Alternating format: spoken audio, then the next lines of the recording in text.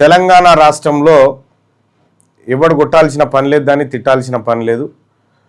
వాళ్ళ ఇసం వాళ్ళే తయారు చేసుకుంటారు, వాళ్ళ ఉరితాడు వాళ్ళే వేనుకుంటారు.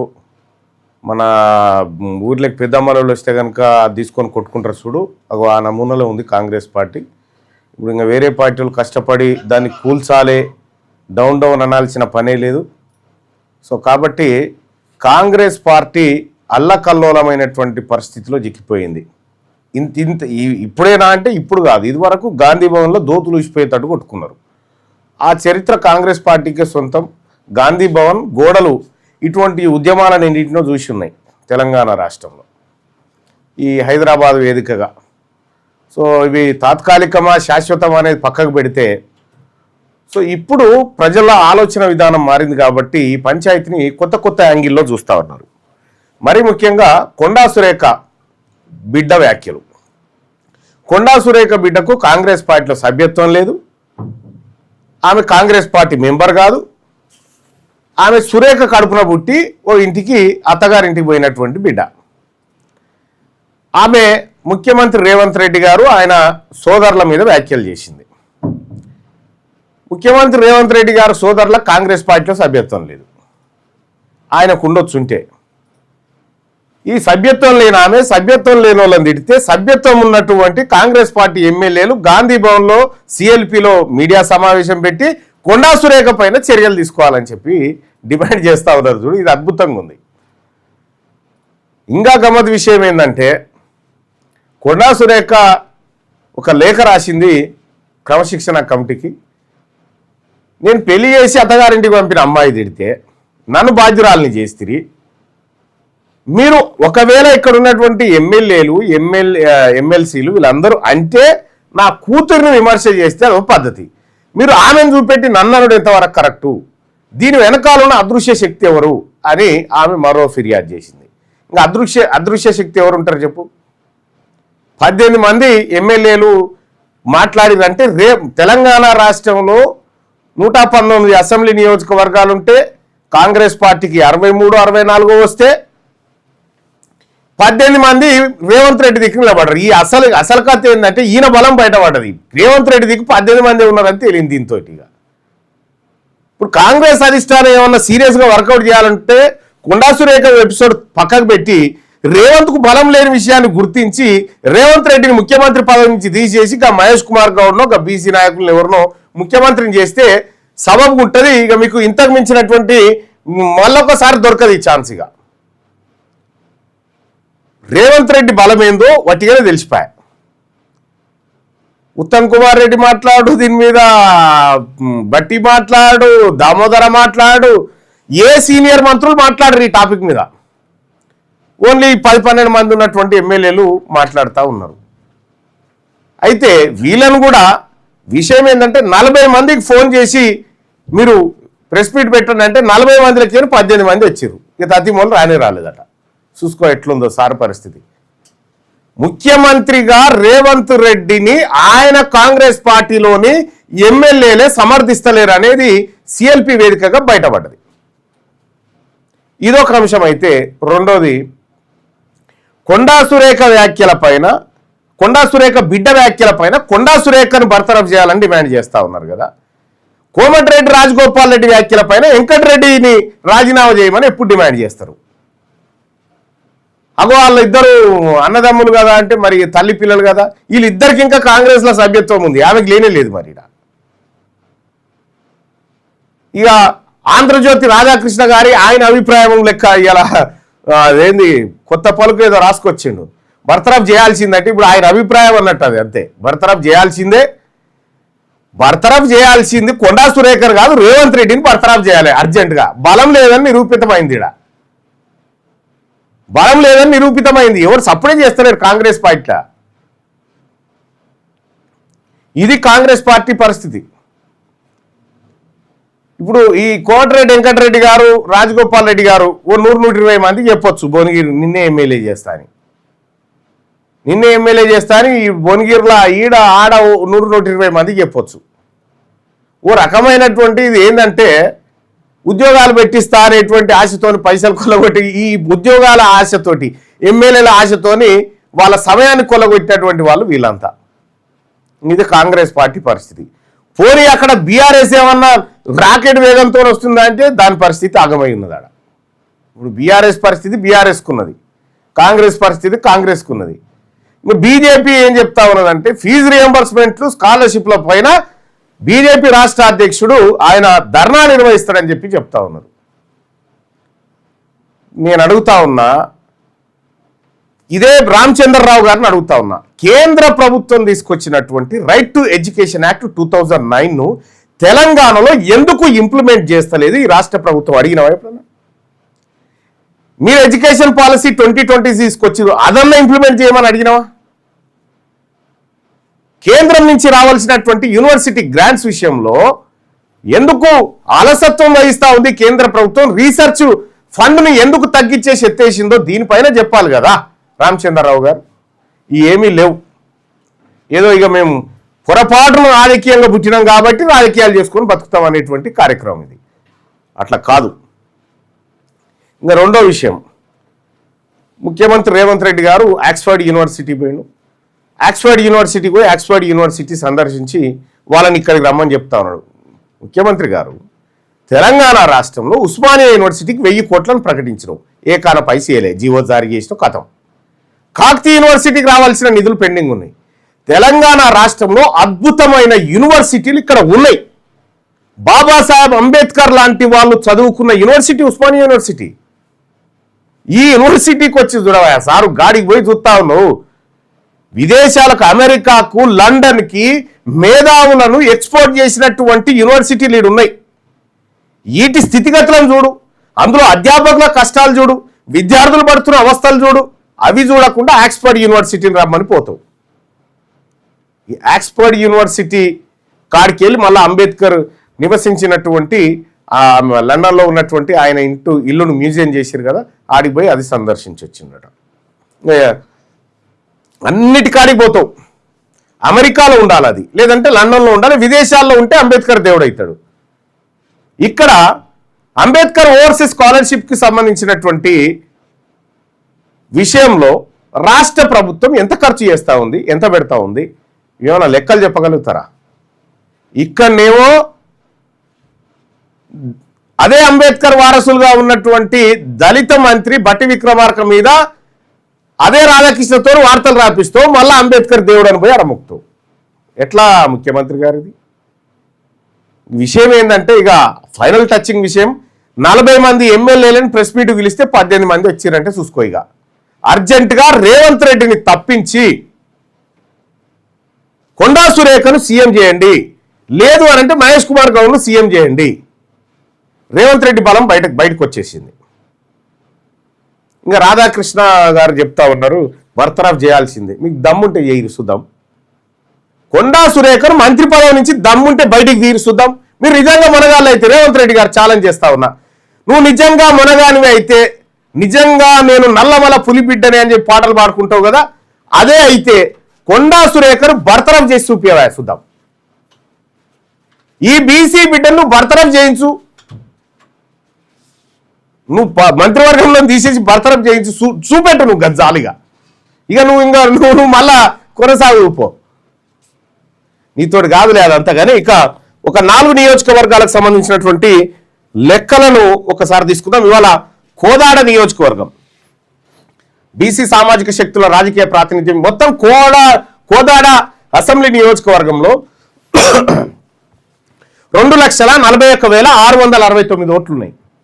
కోదాడ అసెంబ్లీ నియోజకవర్గంలో 2,41,669 ఓట్లున్నాయి. ఈ 2,41,669 ఓట్లలో రెడ్డిోళ్ళ ఓట్లు 18,070 ఓట్లు వెళ్ళాయి. రెడ్డిోళ్ళ మన బీసీల ఓట్లు 1,27,297 ఓట్లు బీసీలే.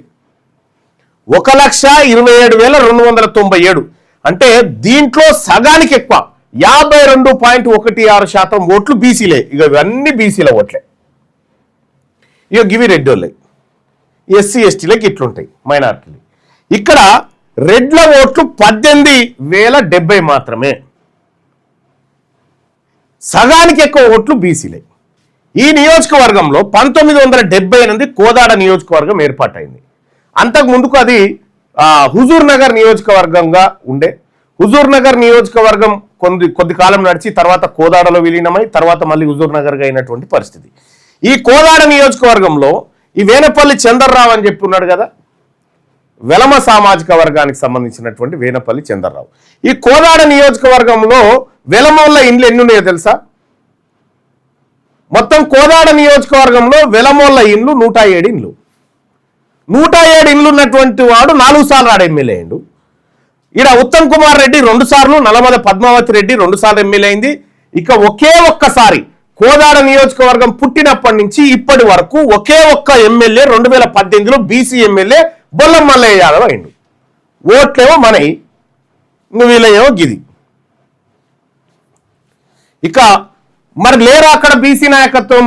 ఎంత స్ట్రాంగ్ బీసీ నాయకత్వం ఉంది కోదాడలో అంటే, వంటిపులి అనిత వడ్డెర సామాజిక వర్గం మాజీ మున్సిపల్ చైర్మన్, ఆమె పార సీతయ్య బలమైన బీసీ నాయకుడు, బొల్లం మల్లయ్య యాదవ్ మాజీ ఎమ్మెల్యే, లక్ష్మణ్ గౌడ్ మాజీ మున్సిపల్ చైర్మన్, పిల్లుట్ల శ్రీను రజకుడు బలమైన బీసీ నాయకుడు.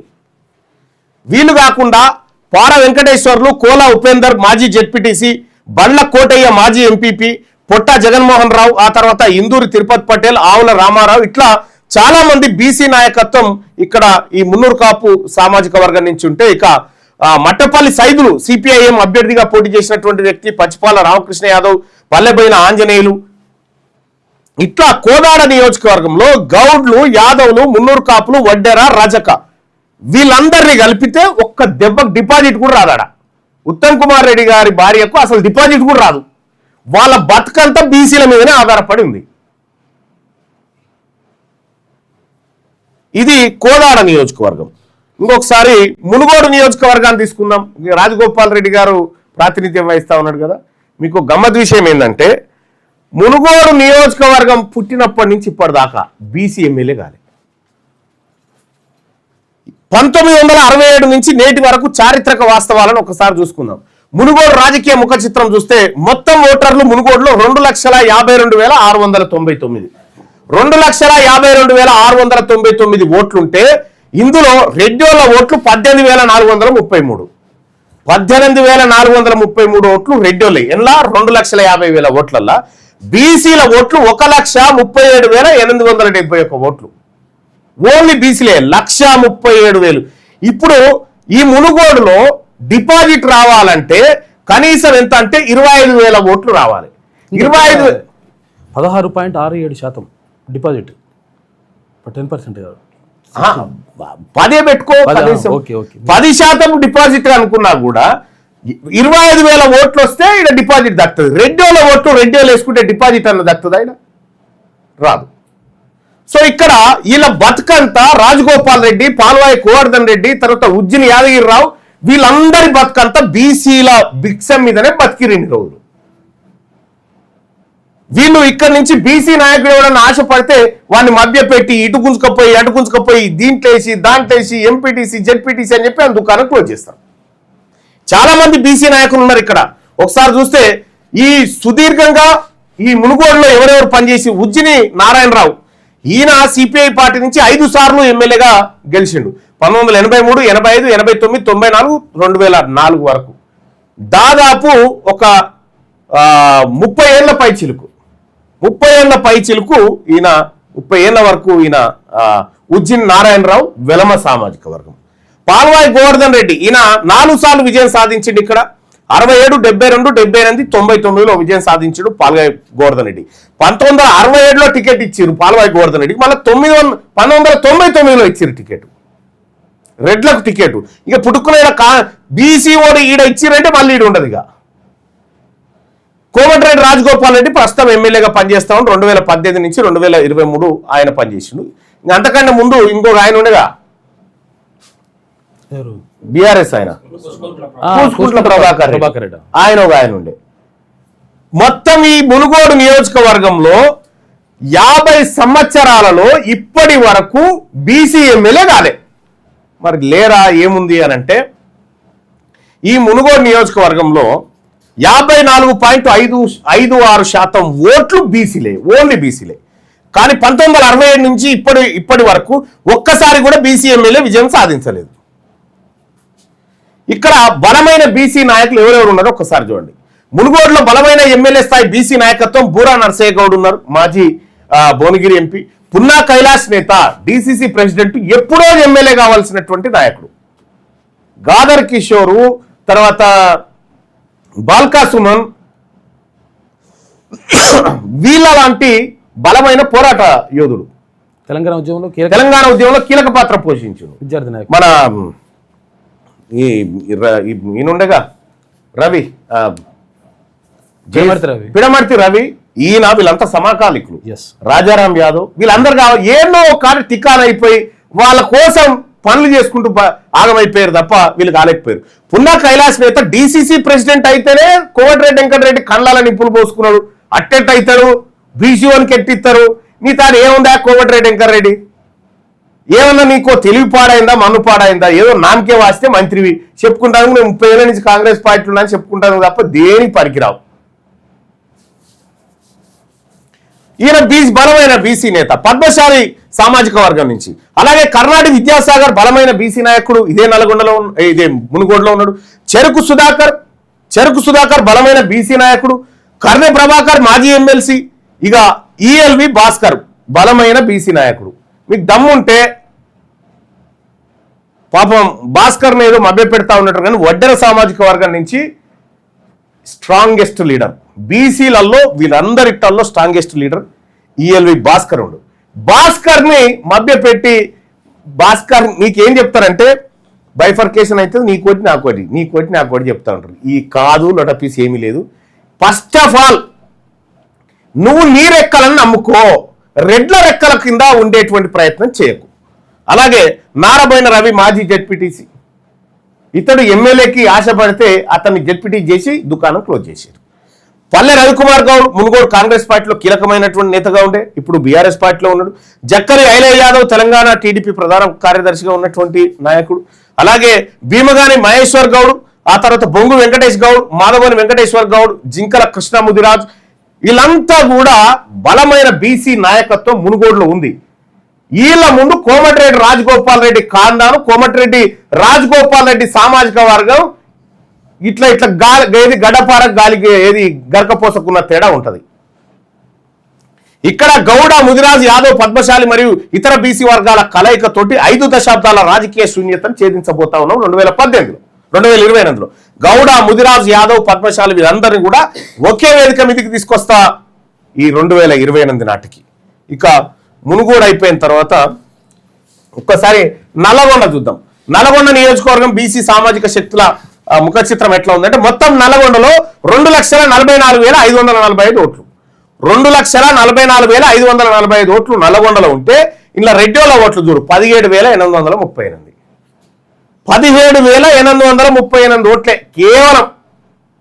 డిపాజిట్లో సగం కూడా లేవు, సగం డిపాజిట్ కూడా లేవు. ఈ 2,44,000 ఓట్లలో 1,33,000 ఓట్లు ఓన్లీ బీసీలే. మీ ఓట్లెన్ని, మీ కథ ఎంత, మీ లెక్కెంత, మీ బతికెంత, మీరు పెత్తనం చేసుకుంటా. ఇది 1952లో ఏర్పడినటువంటి అసెంబ్లీ.